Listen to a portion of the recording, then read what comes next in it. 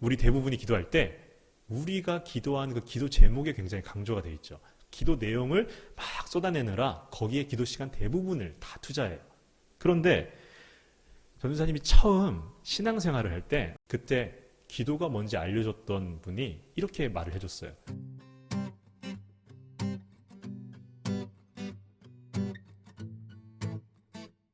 한 번쯤 들어봤죠? 마더 테레사라고. 테레사 수녀에 대해서 한번 들어봤을 거예요. 이 테레사 수녀는 카톨릭 수녀로서 자신의 모든 일생을 가난하고 병든 자들을 위해 헌신하고 봉사했던 카톨릭 수녀예요. 어느 날 한 기자가 이 수녀에게 질문을 했어요. 수녀님, 하루에 기도는 얼마나 하세요? 라고 물어봤어요. 마더 테레사 수녀님의 대답은 저 기도는 그렇게 많이 안 하는데요? 이렇게 얘기했어요. 기도 별로 안 하는데요? 그러면서 뒷말이 뭐였냐면 전 그저 들을 뿐입니다 라고만 얘기했어요. 마지막 말이 참 인상 깊죠. 저는 그저 듣지요 라는 이 말. 이 테레사 수녀는 기도라는 건 나의 말만 하는 게 아니라 하나님의 말씀을 듣기 위함이라는 그 목적을 잘 알고 있었던 사람이에요. 통성기도는 우리가 부르짖는 기도잖아요. 그래서 어쩔 수 없이 하나님 앞에 막 쏟아내는 기도지만 여러분이 혼자 큐티하면서 집에서 기도할 때, 우리가 또 교회 나와서 홀로 기도할 때는 반드시 해야 될 건 뭐냐면 듣는 시간을 가져야 돼요. 내가 말했으면 하나님께 듣는 그 시간, 듣는 것까지 해야 기도가 끝나는 거예요.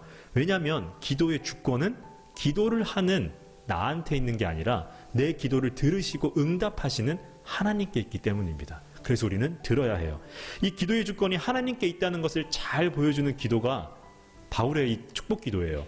이 축복 기도 속에서 바울이 어떻게 하나님의 주권을 표현하는지 한번 보도록 하겠습니다. 자, 오늘 먼저 본문 11절 13절은 바울이 데살로니가 교회를 축복하는 거예요.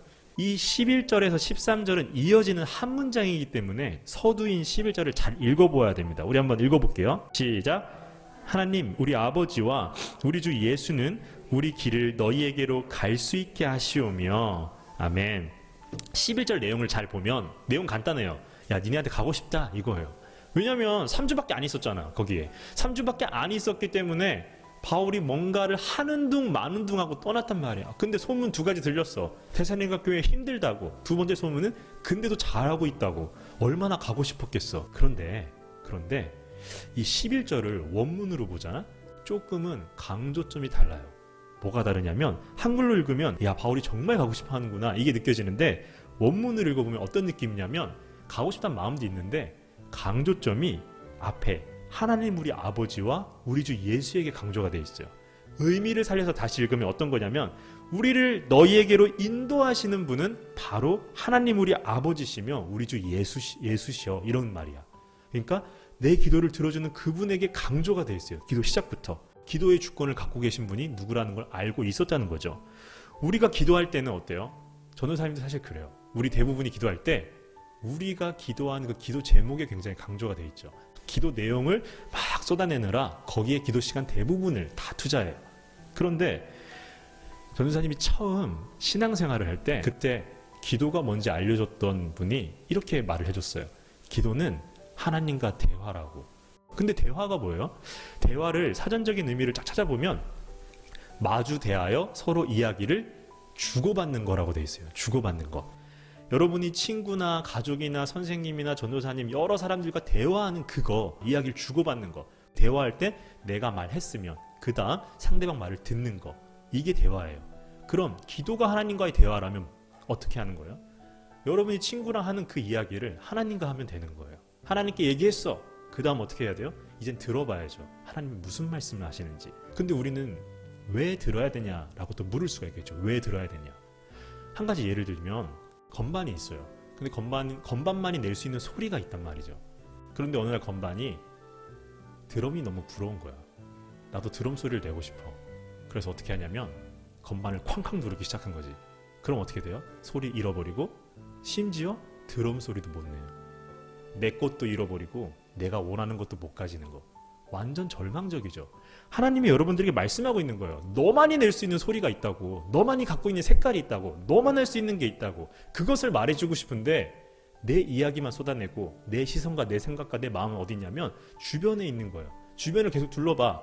잘한다는 사람, 성공했다는 사람, 그 사람들의 방법만 보다가 어느 순간 나만 낼 수 있는 걸 하나하나 잃어버리게 돼요. 그리고 우리는 실패했다고 생각해요. 그 사람처럼 못했기 때문에.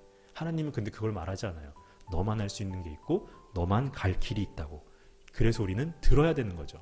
마지막으로는 어떻게 들어야 되냐는 거죠. 한번 상상을 해보는 거야. 핸드폰을 사고 싶다는 상상. 사고 싶을 때 누구에게 얘기해야 돼요? 부모님께 얘기를 해야 되잖아요. 엄마 핸드폰에서 이래를 딱 설명 딱 하니까 엄마가 딱 하면 어떻게 해요? 확 이러면 순간 방울뱀 소리 팍 내. 어머니가 하면 어머니가 순간 빨리 엄마 시야에서 사라져야겠다. 핸드폰 살려다가 더 큰 화를 입겠구나 하고 여러분 바로 감지하죠. 그런데 여기서 눈치 없는 자녀들 어떻게 해요? 뭐라는 거야? 엄마 말을 해봐. 사준다는 거야? 안 사준다는 거야? 정확하게 말을 해. 왜 자꾸 소리만 내? 하면 어떻게 돼요? 더 큰 화를 입게 돼요. 있는 것도 뺏겨요. 쓱 하는 소리만 내는데 여러분 어떻게 한다고? 알아차리잖아. 엄마가 안 사준다는 얘기구나. 하나님 음성 듣는 것도 이와 비슷해요. 하나님이 정확하게 이러하고 너는 이러해서 말을 하는 게 하나님 음성 듣는 게 아니라 말씀을 딱 읽었을 때 나에게 딱 주어지는 그 마음이 딱 있어요. 큐티 순서 얘기했죠. 읽고 바로 묵상하는 게 아니라 배경 이해한 다음에 그 다음 묵상 들어가라고. 다 묵상 들어갔을 때 지금 나에게 그 주신 내 상황에 맞는 그 마음을 하나님이 딱 주신단 말이야. 그걸 하나님의 마음이 주시는 건데 음성을 듣겠다고 지금 스피커에서 나오는 것처럼 귀를 계속 기울이고 하나님은 아무 말씀이 없으시구나. 언제나 침묵하시는 분이구나 라고 착각을 하면 안 된다는 거예요. 내가 하나님 말씀을 듣겠습니다 라고 하는 그것이 바로 하나님께 주도권이 있다는 우리의 믿음의 행위입니다. 근데 12절 다르지 않아요. 12절 똑같이 얘기해요. 한번 12절 읽어볼까요? 자, 12절 읽어보겠습니다. 자, 시작. 또 주께서 우리가 너희를 사랑함과 같이 너희도 피차간과 모든 사람에 대한 사랑이 더욱 많아 넘치게 하사. 아멘. 12절 읽어보면 바울이 이렇게 얘기를 해요. 너희들이 힘든 중에도 좀 서로 사랑했으면 좋겠다라고 하나님께 기도를 하는데 그 주권이 누구에게 있어요? 주님께 있다고 얘기하죠. 시작부터 뭐라 그래요? 또 주께서 이렇게 해달라고 이야기를 하죠. 데살로니가 교회 잘하던 교회였어요. 못해서 얘기하는 게 아니에요. 진짜 잘했어요. 잘하고 있었고 지금까지 계속 잘해왔어요. 바울이 이런 말을 하고 있다는 건 뭐예요? 데살로니가 교인들이 워낙 착해서 잘했던 게 아니란 이야기예요. 지금까지 잘했던 이유는 주님이 그들의 마음을 딱 잡고 있었다는 거예요. 지금까지 잘했으니까 앞으로도 잘할 거다? 그런 보장을 못하는 거예요, 바울은. 그래서 말하는 거예요. 주님께서 잡아달라고. 그래서 바울이 기도하는 거예요. 근데 바울은 왜 이 마음을 유지하게 해달라고 이야기를 하는 걸까요? 마지막 13절 읽어볼게요. 자, 13절. 자, 시작. 너희 마음을 하시고 우리 주 예수께서 그의 모든 성도와 함께 강림하실 때에 하나님 우리 아버지 앞에서 거룩함에 흠이 없게 하시기를 원하노라. 아멘. 축복 마지막 내용을 딱 읽어보면 우리가 이렇게 하는 이유가 예수님이 다시 오시는데 그 재림하신 예수님과 우리가 하나님 앞으로 나아갈 거다. 나아갈 때 그 하나님 앞에서 흠이 없게 하게 해달라고, 그 말 듣게 해달라고 말하는 거예요. 여전히 모든 기도 내용이 주도권이 어디가 있어요? 바울 자신에게 있지 않죠. 나의 기도를 들어주시는 하나님과 예수님께 맞추어져 있다는 거예요. 다시 말합니다. 기도의 주도권은 우리에게 있지 않아요. 우리 기도를 들으시고 응답하시는 하나님께 있습니다. 그래서 여러분들은 조금 힘들더라도 우리가 인내하며 기도가 끝이 났으면 하나님의 말씀을 듣는 그 여유가 필요합니다. 누군가 그런 말을 했어요. 밀림의 왕 사자가 위대한 이유에 대해서 얘기한 적이 있어요. 그가 가진 날카로운 송곳니, 그리고 동물의 뼈를 으스러뜨리고 숨통을 끊어놓을 수 있는 튼튼한 턱뼈, 150에서 200kg에 육박하는 얼룩말도 앞발 한 방으로 쓰러뜨릴 수 있는 강력한 그 앞발, 거기서 나오는 게 아니라 맹수가 득실되는 밀림 한복판에서 낮잠을 즐기는 여유에서 나온다고 했어요. 이런 여유가 우리에게 필요한 거예요. 아무리 빨라졌다고 할지라도 여러분들이 말씀을 들을 수 있는 여유는 필요해요. 나를 가장 잘 아시고 나를 지으신 그분이 우리에게 말씀하시는 그 말씀, 그것을 들어야 우리는 올바르게 걸어갈 수 있어요. 여러분들이 그런 여유를 갖는 우리 친구들이 되길 축복해요. 이제 말씀을 마무리합니다. 이 바울이 축복한 이 축복 기도를 한 번 더 읽어보시기 바랍니다.